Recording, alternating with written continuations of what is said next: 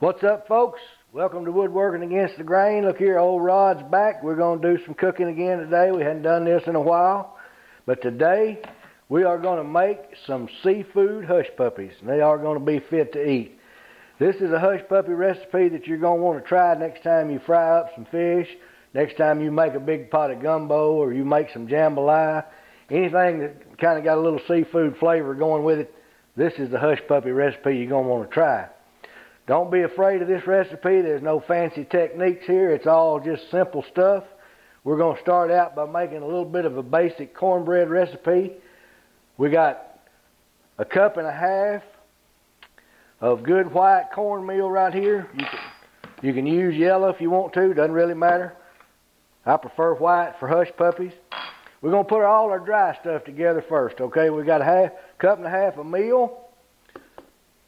To that, we're going to add, write this down so you keep up with this, a cup and a half of meal, 2 tablespoons all-purpose flour, a teaspoon of baking powder, teaspoon of salt, teaspoon of sugar, a half a teaspoon, this is important, this is onion powder. Some people like to chop up red onion and put it in this. If you want to go that route, that's fine. I like just the onion flavor without the actual onion in there, so this is a half a teaspoon of onion powder. Critical ingredient right here, you don't want to miss out on this. Find you some of this. Smoked paprika, teaspoon of it. Right in with the dry stuff. About a teaspoon and a half of Tony Chachere's Creole seasoning. Don't leave that out.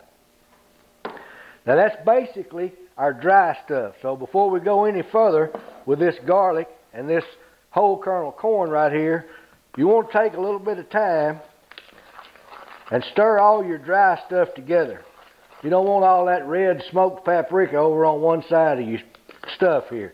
So stir it in there good while it's still dry.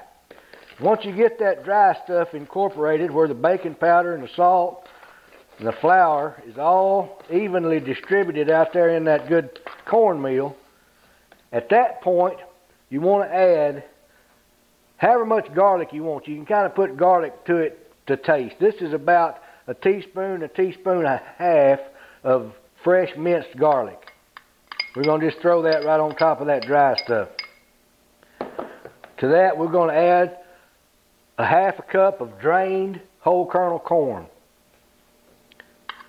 You want to put this in before you add your boiling water to this. We're going to make a hot water cornbread recipe here, and I've got some water heating up on the stove over here.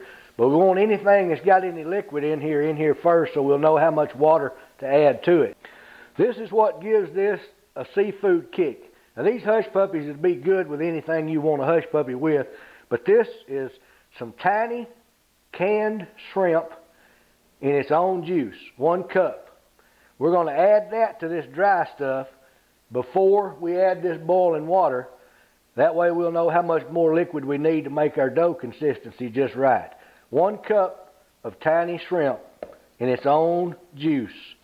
That's going to give this a seafood kick like you wouldn't believe. Just dump all that in there, juice and all. Now, as soon as our water boils, we're going to add that to this, and that's going to start our cooking process. All right, we've got our water to a good rolling boil here, so I'm going to turn the fire off under that. Actually, what I'm going to do is set this grease over here, let it begin getting hot on this, while we finish up this hush puppy mixture right here. Now, this is just plain, unsalted, boiling water. We're going to add a little bit of this. It's about a quart of water. You won't use all of it. We're just going to add some of that in here. And that water is boiling, so it's going to start cooking this meal. We're going to stir that up good till we get the consistency of the dough just like we want it. We want it to be kind of thick, and if you add too much water, it's hard to take out of there, so add your water just a little bit at a time. You're going to want to make this where it's the consistency of a good bread dough. You don't want a batter, you want more of a dough. Once you get enough water in that you've got a good consistency in the dough, I don't know how well you can see this, I've got that just like I want it now. What we're going to do, when this grease gets hot, we're going to roll this up into little balls, and you can make these any size you want. I like to roll them up just a little smaller than a golf ball, about like a ping pong ball, maybe even a little smaller than that. Just depends on how bite size you want them. We're going to roll them up and put them out on some wax paper. Then we're going to deep fry them in this oil over here. Now, once you get them rolled up, if you want to do this ahead of time, these things freeze real well. You can roll them up, put them on a cookie sheet, put them in the freezer till they get good and solid, then take them out and put them in a Ziploc bag till you get ready to fry them. We're going to roll these up, get ready to fry them, and I'll be back in just a minute. I've got a few of these rolled out here, and I've got my grease up to 350 degrees. We're just going to ease these down in the grease.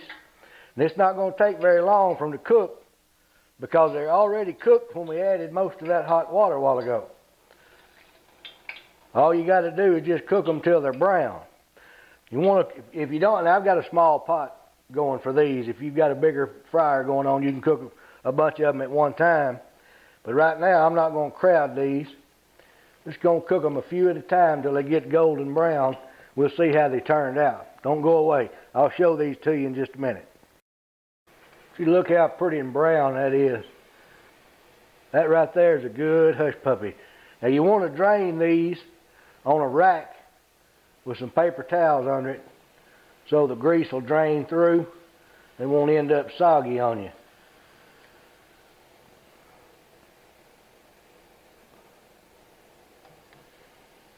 That's an awesome looking hush puppy right there. And we got these out of the grease and got them cooled off a little bit. Let's tear one of them open. See what the texture looks like on the inside. See how that is? That's just right. See how they turned out? See the shrimp and the corn in that bite? That's going to be good to eat with some Creole food, with some gumbo or some jambalaya, even some fried catfish. Don't be afraid to get in the kitchen, get you a bunch of ingredients out, and stir up some good food and feed it to people you love. That's all right. Thanks for watching. Come back to see us.